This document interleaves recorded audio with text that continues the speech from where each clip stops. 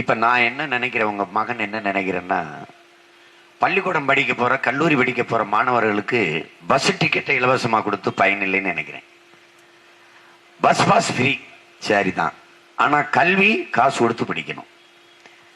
அங்க சீட்டு வாங்குறதுக்கு 5 லட்சம் கட்டியிருக்கான். இப்ப நான் என்ன சொல்றேன், சீட்டு வாங்குறதுக்கு 5 லட்சத்தை விடு, அங்க கல்வியை தரமா சரியா சமமா கொடுத்துரு.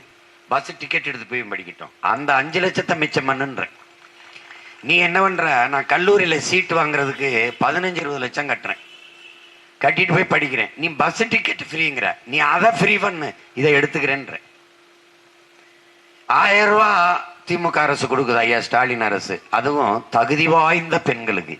எங்க அம்மா அக்கா தகுதியை சோதிக்க நீ யாரு? எங்க அம்மா தகுதியானவளா இல்லையான்னு பாக்குறதுக்கு நீ யாரு? அந்த காசை அதை சொல்றதுக்கு உனக்கு என்ன தகுதி இருக்கு? நீ உட்கார்ந்து இருக்கிற இடமே நாங்க போட்ட பிச்சை, நாங்க கொடுத்த தகுதி. இந்த நாட்டில் முதலமைச்சர், அமைச்சர், பிரதம அமைச்சருங்கிற தகுதி நாங்க போட்ட ஒத்த ஓட்டுல வந்தது. உனக்கு இந்த தகுதி ஒரே ஒரு ஓட்டில் தான் நம்ம அவர்களுக்கு கொடுத்துருக்கோம் தகுதி. அப்ப நீ என்ன தகுதி பார்த்தீங்கன்னா, சரி 1000 கொடுத்த. ஒவ்வொரு வீடுகளிலும் எங்க அம்மாக்கள், என் அக்காக்கள் குடிக்க தண்ணி எவ்வளவுக்கு வாங்குறாங்க? 3000 ரூபாய், 2000 ரூபாய்க்கு வாங்குறாங்க.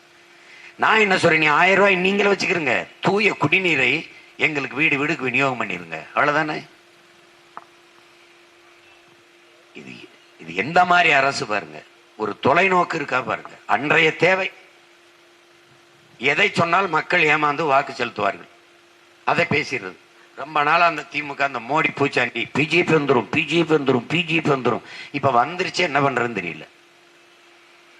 மோடி வந்துருவார் பாருங்க. ஒருத்தன் குடுகுடு படிச்சுக்கிட்டு அவங்க தாமரமலரும் பாங்க, இவங்க சக்கமா சொல்றா. நீ யூடியூப பாரு, சக்கமா என்னப்பா சொல்றா, என்ன சொல்றா.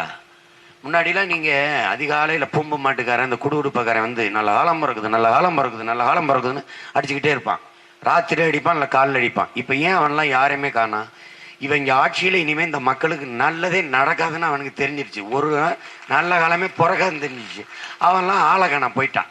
நல்ல காலம் பிறகுதுன்னா சொல்லினா நம்ம உடுக்கை அடிச்சா நம்ம உடம்புல அடிப்பான்னு தெரிஞ்சு ஓடிட்டான். யாராவது பாருங்க இல்ல. செய்திகளை உடனுக்குடன் தெரிந்து கொள்ள உடனே சப்ஸ்கிரைப் பண்ணுங்க.